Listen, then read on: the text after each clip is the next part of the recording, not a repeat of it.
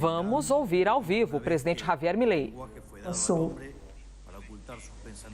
Quero dizer mais uma vez que o idioma foi dado ao homem para ocultar seus pensamentos, mas isso foi caracterizado de forma correta, em especial para o discurso diplomático, nos quais muitas vezes em fóruns, em encontros como esse, a norma é falar dizendo o menos possível, ou dizendo de certa forma que o plano, nosso objetivo, seja interpretado. Essa altura, eu soube que eu quero que vocês saibam que eu não creio em mensagens ocultas. Eu prefiro falar uma verdade difícil a dizer uma mentira confortável. Quando tenho uma direção clara, falar de forma clara é o melhor caminho.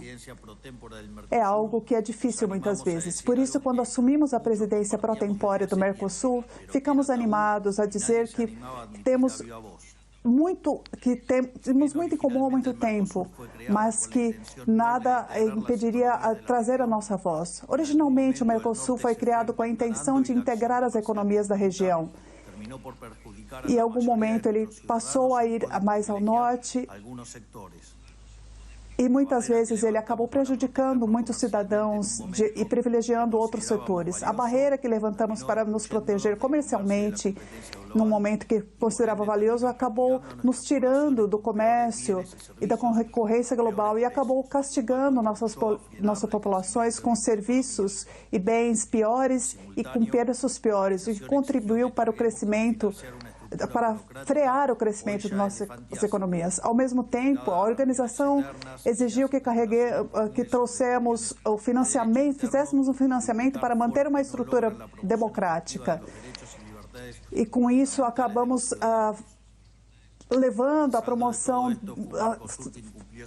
cortando um pouco a promoção de direitos efetivos e liberdades fundamentais dos cidadãos. O saldo do Mercosul é que ele acabou não cumprindo todo o seu objetivo inicial.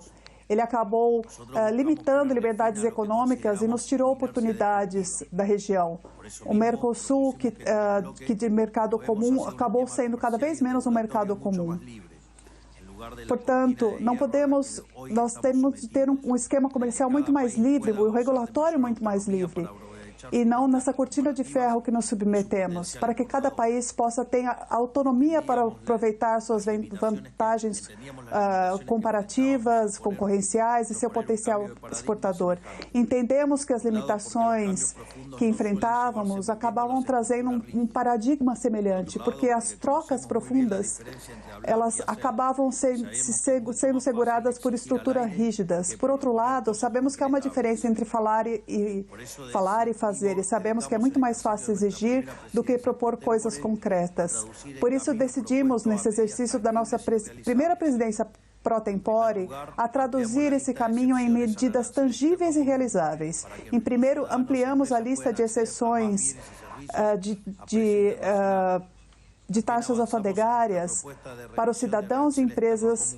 Avançamos também a nossa proposta da revisão de tarifas alfandegárias externas comuns, que, como todos sabemos, ela é excessivamente alta e prejudicial para consumidores em nossos países.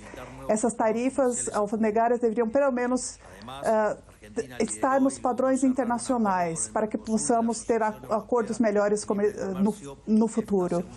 Além disso, a Argentina liderou e conseguiu fechar um acordo com o Mercosul e com a Associação Europeia de Livre Comércio. Esse resultado foi possível graças ao compromisso dos Estados-partes, o profissionalismo das equipes de negociação, a quem quero trazer aqui o meu reconhecimento.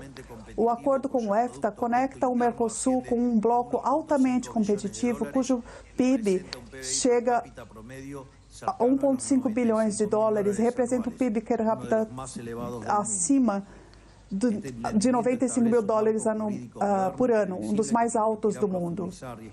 Isso é um marco jurídico moderno que nos permitirá aprofundar e expandir os investimentos nos países da EFTA na nossa região.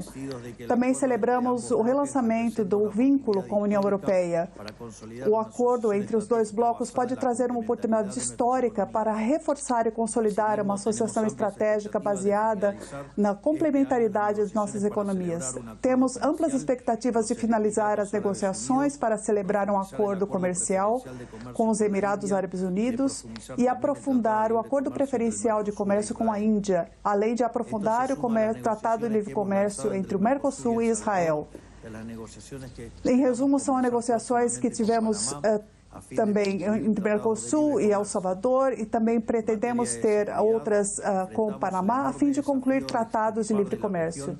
Em matérias de segurança, enfrentamos o grande desafio de tirar da região o câncer do crime organizado, sobretudo o narcotráfico, que não reconhece nenhuma fronteira e nos destrói a todos. Por isso, ao iniciar essa presidência pro tempore, eu propus a criação de uma agência do Mercosul contra o crime organizado transnacional. É um recurso que não pode esperar. Precisamos agir de forma urgente. Não podemos nos parar em declarações e dúvidas. Devemos transformar os feitos dos nossos governos, os compromissos assumidos. Hoje, posso anunciar que demos um grande passo, tanto na recente reunião dos nossos ministros de Segurança Interna, como na declaração conjunta do Fórum de Consulta Política do Mercosul, para criar essa agência tão necessária ao longo deste ano.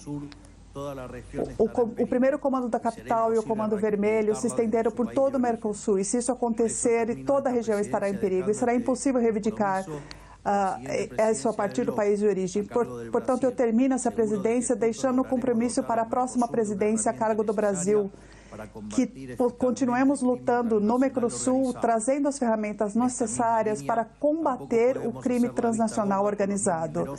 Nesta mesma linha, também não devemos fazer vista grossa para os grandes casos de detenções ilegais na Venezuela. Tratam-se de cidadãos privados que são violados de liberdade ou de qualquer tipo de direito, e exigimos a liberdade deles. Em particular, reforçamos o nosso firme compromisso pela liberação imediata de um policial argentino.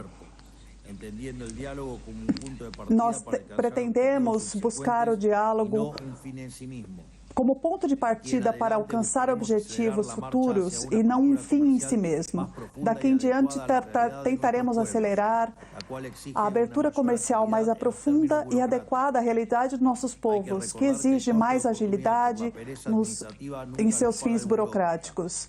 É preciso recordar que o custo da oportunidade nunca é pago pelo burocrata, e sim pelos empresários e, por extensão, aos trabalhadores. Não pode existir trabalhador sem empresas, nem empresa sem mercado. Isso acaba, quando reforçamos esses aspectos mais burocráticos, acabamos trazendo pior emprego para os nossos povos, os salários rebaixados, inatividade nos mercados, e esses acabam sendo fechados. Cada ano que passa sem maior liberdade comercial é um ano em que uma empresa não pode mais crescer nem contratar, enquanto os funcionários responsáveis por gerir esses acordos seguem pagando um preço. Devemos pensar no Mercosul como um escudo que nos proteja do mundo e começar a pensar como uma lança que possa entrar de forma efetiva nos mercados globais, e não mais no escudo, perdão. Um mercado que não tem essas barreiras aduaneiras que nos excluíram. Cremos que a direção do Mercosul deve ser essa. Sabemos que compartilhamos muito em comum e não devemos deixar que nossas diferenças em questões acessórias nos dividam. Sabemos também que adotar essas ideias irá trazer um novo equilíbrio, e estamos seguros de que esse equilíbrio ele será benéfico para todos, mas sempre uma nova ordem tem seus custos, especialmente para alguns setores que são muito beneficiados pelo status quo anterior. Não podemos deixar que a defesa desses interesses do passado impeça a execução de acordos essenciais para sobreviver e prosperar no futuro da região e seu papel no mundo. Não podemos perder de vista que somos apenas agentes da vontade geral de nossos povos e não da vontade particular de alguns setores, sejam eles empresários ou militantes políticos. Nossa tarefa nesse fórum não pode ser, a não ser de ter a missão sagrada de informar de todos os passos que temos dado como presidentes aqui também no Mercosul. E antes de terminar, eu gostaria de agradecer o apoio permanente e incondicional de todos os Estados integrantes do bloco e ao Acordo Soberano das Ilhas Malvinas, Geórgia do Sul e Sandwich do Sul e seus espaços marítimos circundantes. As ilhas são um território argentino ocupado desde 1933 pela população do Reino Unido. Desejo reiterar o agradecimento a todos por acompanhar a declaração especial sobre a questão das Malvinas. Seu apoio reafirma o compromisso regional com uma solução pacífica, conforme o direito internacional e as resoluções da ONU. Para encerrar, queremos que considere a nossa presidência pro tempore como um exercício sincero de que o Mercosul adote como bloco das reformas comerciais que precisamos. E por isso esperamos com a mesma sinceridade que a próxima presidência acompanhe as medidas que tomamos nesse semestre. Seria uma grande alegria que dentro de alguns anos, quando a Argentina tenha novamente a oportunidade de presidir esse bloco, nos encontramos para levar a cabo esse conjunto de objetivos.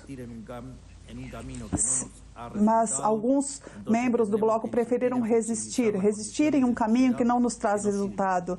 Então, teremos que insistir em flexibilizar as condições da sociedade que nos unem. Seguiremos o caminho da liberdade e teremos acompanhado a todos. Como eu já disse, a Argentina não pode esperar.